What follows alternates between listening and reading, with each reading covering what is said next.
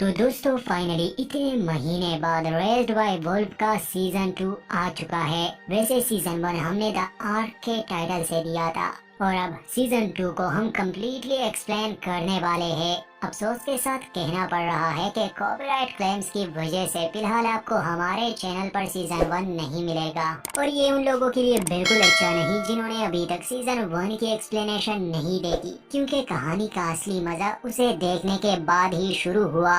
फिर भी हम उनके लिए रिकैप देंगे और पूरी कहानी में हमेशा पास्ट की जानकारी देंगे ताकि आपको सीजन 1 की कमी महसूस ना हो। और जिन दोस्तों को ऑलरेडी सीजन 1 की कहानी याद है उनके तो मजे ही मजे। तो चलिए एक बार फिर से भविष्य में जाते हैं, पृथ्वी से दूर एक ऐसे ग्रह पर जहां इंसान फिर से एक नई शुरुआत करने की कोशिश में लगा है। एक ऐसा ग्रह जहां इंसान के बनाए हुए सबसे एडवांस रोबोट एक बेहतर सभ्यता को खड़े करने में लगे हैं और इसी कहानी के साथ जुड़े हैं अनगिनत सवाल जिसके जवाब आज तक हमें नहीं मिले, वो जानने की कोशिश भी करेंगे। तो सीट बेल्ट्स बांध लीजिए, आपको ले चलते हैं एक मजेदार सफर पर। कहानी शुरू होती है केपलर 22b प्लेनेट से, मगर इस बार हम इस प्लेनेट के ट्रॉपिकल जोन में रहेंगे। सबसे पहले तो हम एक एडवांस टैंक को देखते हैं जो आसपास के इलाके को एक्सप्लोर कर रहा था और असल में ये टैंक नॉन बिलीवर्स का था। वो एक जगह से गुजरता है और वहाँ होती है मदर जो जमीन पर पड़ी थी ऑफलाइन मोड में। फिर वहाँ दो एथियस्ट सोल्जर्स आते हैं और वो मदर को देख लेते हैं। इतने में वो टेक्नीशियन को बुलाते हैं जो असल में एक मित्रेक थी। इसका नाम डिसिमा है। ये इस कहानी में हमारे साथ रहने वाली है। डिसिमा वहाँ आती है मदर की कंडीशन को देखकर वो कहती है कि इसकी पावर खत्म हो चुकी है। बाकी मदर ठीक ठाक थी।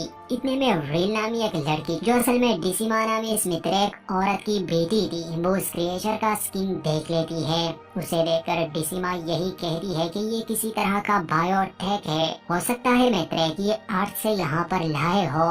फिर हम तो असली कहानी जानते हैं कि ये क्रिएचर कहाँ से आया और कहानी को समझने के लिए हम थोड़ा सा पास्ट में भी जाएंगे। पहले यहाँ के हालात थोड़े से समझने की कोशिश करते हैं। सबसे पहले तो यहाँ जितने भी मित्रेक थे उन पर बॉम्ब पैक्स लगे थे। अगर वो भागने की कोशिश करेंगे तो ये बॉम्ब्स एक्टिवेट हो जाएंगे और इस टेक्नोलॉजी से हम अनजान नहीं, क्योंकि सीजन 1 में हमने उस प्रिजनर को देखा था जिसके सर पर हेलमेट लगाया गया था। उस दरिंदे ने स्पेस में ही काफी औरतों के साथ ज्यादती की थी जिसमें टेम्पेस्ट भी शामिल थी और जब उसने भागने की कोशिश की तो उसका हेलमेट एक्टिवेट हो गया और बॉम्ब बेजा पट गया। ऐसे ही ये बॉम्ब्स भी है। तब रिल डिसिमा को कहती है कि एक आदमी है यहाँ जो इन बॉम्ब्स को डीएक्टिवेट कर सकता है, मतलब ये लोग यहाँ से भागने की कोशिश में लगे थे। फिर इतने में बाकी नॉन बिलीवर सोल्जर्स को भी ये खबर मिलती है कि उन्हें एक और एंड्रॉइड भी मिला है ऑफलाइन मोड में, मतलब फादर, और इन दोनों को अब स्टेशन ले जाया जा रहा था और इन्हें ये भी पता चल गया कि एक लैंडर यहाँ क्रैश हुआ था। इसके बाद हमें अपव्यू का सीन दिखाया जाता है और पहली बार हम इस ट्रॉपिकल जोन को देख पाते हैं। यहाँ पेड़ पौधे कुछ ज्यादा ही थे और सबसे बड़ी बात यहाँ समंदर भी है, मगर ये पृथ्वी जैसा नहीं। खैर कहानी लंबी है, जैसे जैसे हम आगे बढ़ते जाएंगे हम सब जान जाएंगे। अब ये तो इस कहानी के सिर्फ शुरुआती सीन थे। चलिए अब जाते हैं पास्ट में, क्योंकि इस कहानी को एक्सप्लेन किए हुए हमें भी कुछ महीने हो चुके हैं, तो शायद आप बहुत सी बातें भूल चुके होंगे। ये तो आपको अच्छी तरह से याद होगा कि पृथ्वी पर एक बहुत बड़ी जंग हुई थी। इंसान दो ग्रुपों में बढ़ गए थे।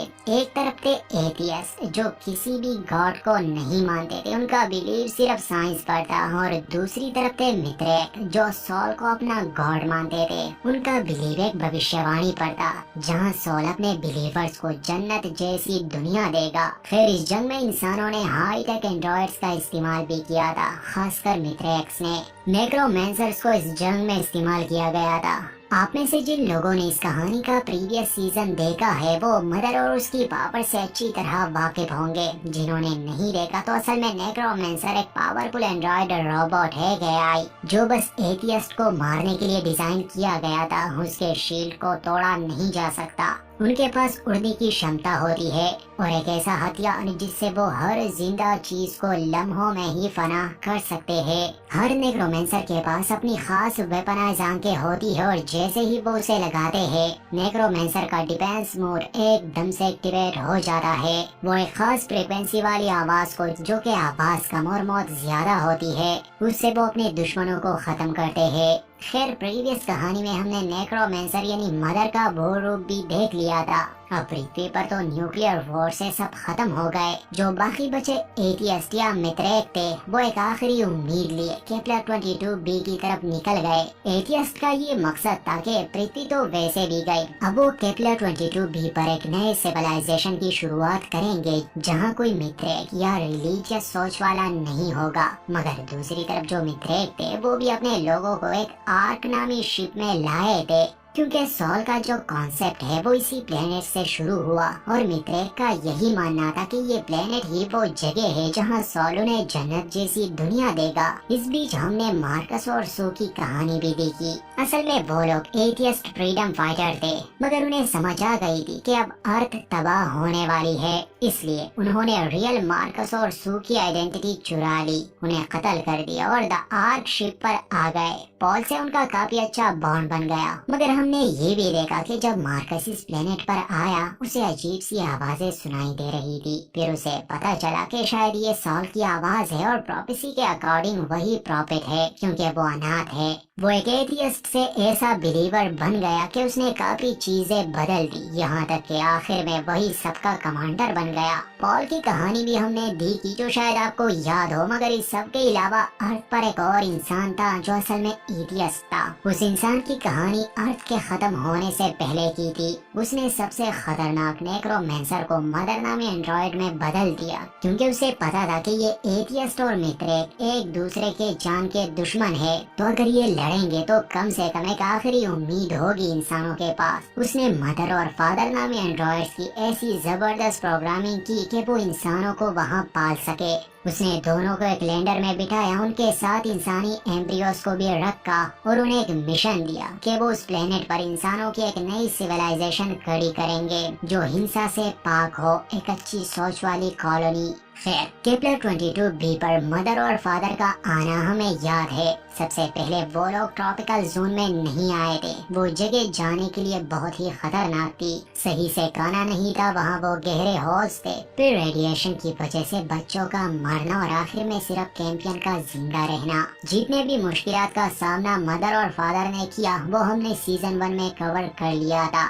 उम्मीद है जिन लोगों ने वो देखा वो सब उन्हें याद होगा। फिर द आर्क का आना, जिसे बाद में मदर ने उन मित्रेक के साथ ही डिस्ट्रॉय कर दिया था, मगर डिस्ट्रॉय करने से पहले ही मदर उससे सभी मित्रेक बच्चों को अपने ठिकाने पर ले आई थी। मार्कस, जो पहले तो एक एथियस्ट था, उसे सॉल की आवाज सुनाई दे रही थी, तो वो भी एक बिलीवर बन गया। मदर की और मार्कस की दुश्मनी भी चली थी और आखिर में मदर का प्रेग्नेंट होना जो काफी अजीब था। यह हादसा मदर के साथ तब हुआ था जब वो द आर्क शिप के एक स्लीपिंग पॉड से अक्सर खुद को कनेक्ट किया करती थी। मदर का जो क्रिएटर था, पता नहीं कैसे, पर मदर उससे कनेक्ट हो पा रही थी। अब रियलिटी में तो वो कब का मर चुका था, मगर बात यहाँ तक आ गई कि सिमुलेशन में ही दोनों इंटीमेट हो गए और मदर में ऐसी कोडिंग का जन्म हुआ जिससे वो प्रेग्नेंट हो गई। और इससे भी अजीब ये था कि उसने एक सांप जैसे क्रिएचर को जन्म दिया था जो उड़ भी सकता था। सबसे आखिर में हुआ ये था कि मदर और फादर को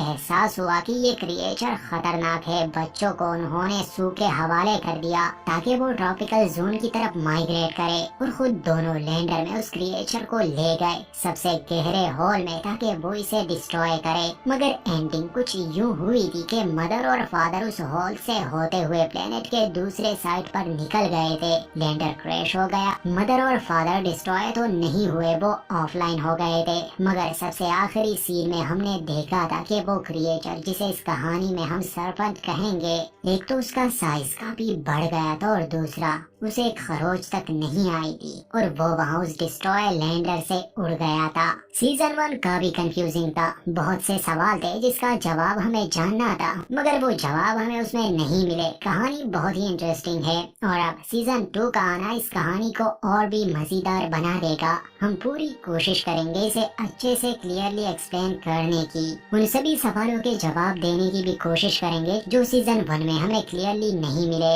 अफसोस के सीजन 1 अभी तक आपको हमारे चैनल पर तो नहीं मिलेगा, उसमें टाइम लगेगा, मगर उस सीजन को काफी लोगों ने देखा है तो उम्मीद है कहानी आपको याद होगी। इसके अलावा अगर आप हमारे चैनल पर नए हैं तो सब्सक्राइब करना ना भूले।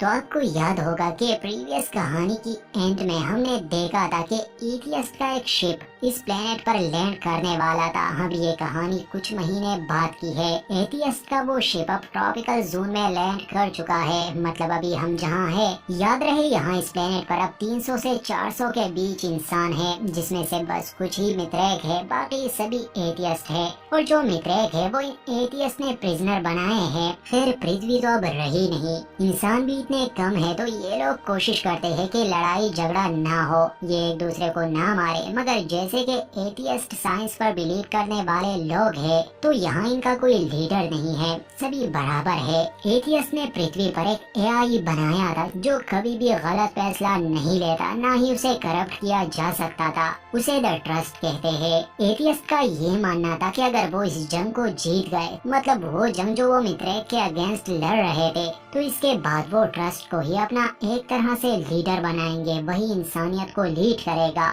उन्हें सही रास्ता दिखाएगा। तो अभी वही कंप्यूटर एक्टिव है और बाकी सभी इंसानों को अच्छे से लीड कर रहा है।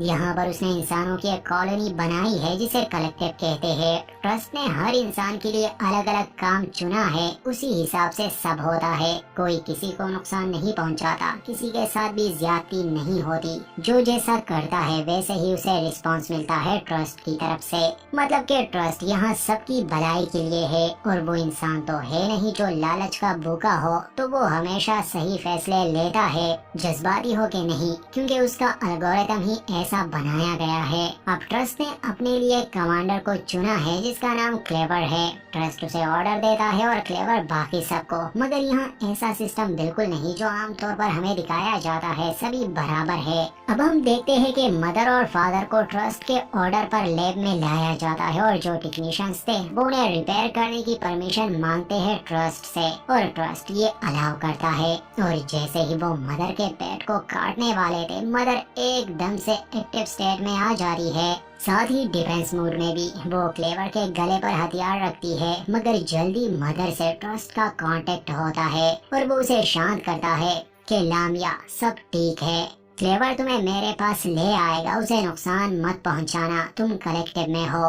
वैसे अगर आप नहीं जानते तो मदर का असली नाम लामिया है। क्लेवर मदर को ट्रस्ट के पास ले जाता है, वो एक बड़े से रूम में ग्लास के कुंचे से ट्यूब में था, सबसे एडवांस कंप्यूटर। खैर वो मदर का वेलकम करता है और उसे सिस्टर कहता है क्योंकि ये सेम ही टेक्नोलॉजी थी। ट्रस्ट कहता है कि मैं तुम्हारे कुछ मेमोरी फाइल्स को रीड नहीं कर पा रहा, तो मदर जवाब देती है कि ये फाइल्स प्राइवेट है और साथ ही ट्रस्ट ये भी पूछता है कि तुम्हारे सिस्टम पर कोई सिक्योरिटी प्रोटोकॉल क्यों नहीं है, तो मदर जवाब देती है कि मेरा सिस्टम बाकी सभी एंड्रॉइड से हटकर कोड किया गया है, मैं चीजें फील कर सकती हूँ इंसानों की तरह।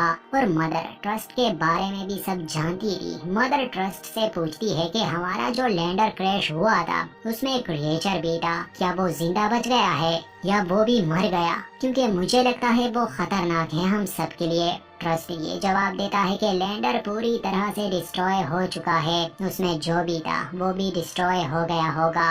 खैर मदर ये कहती है कि अब मुझे यहाँ से जाना होगा और अपने बच्चों को ढूंढना होगा। ट्रस्ट ये कहता है कि कुछ दिन पहले ही हमें वो मिल चुके हैं, अब वो इस कलेक्टिव में है, एक सुनामी औरत उन्हें यहाँ ले आई थी, सभी ठीक है और वो तुम्हें वापस कर दिए जाएंगे। ये सुनकर मदर को खुशी होती है। आखिर में ट्रस्ट यही बात दोहरा रहा था कि सभी मित्रेक थ्रेट को खत्म कर दिया जाएगा। अब यहाँ से सीन शिफ्ट होता है 3000 माइल्स की दूरी पर, जहाँ हम मार्कस को देखते हैं। वैसे मार्कस की कहानी भी काफी लंबी है, पर आखिरी बात आपको ये जरूर याद होगी कि उसके सभी दोस्त उसे छोड़कर जा चुके थे। उसे हमेशा ही सॉल की आवाज सुनाई दे रही थी, वो आवाज ही उसे लीड करती। वो ये भी मानने लगा था कि वही प्रॉफिट है जो इस प्लेनेट का शहंशाह बनेगा और यहाँ पर मित्रेक का सबसे बड़ा शहर बनेगा, जिसे द सिटी ऑफ मित्रेस कहते हैं। आखिर में हमने ये भी देखा था कि उसके साथ कुछ हो रहा था। उसके चेहरे में वेंस नजर आने लगे थे। उसने 2 एथियस्ट सोल्जर्स को भी मार डाला था, मानो जैसे उसमें कोई सुपर स्ट्रेंथ आ गई हो।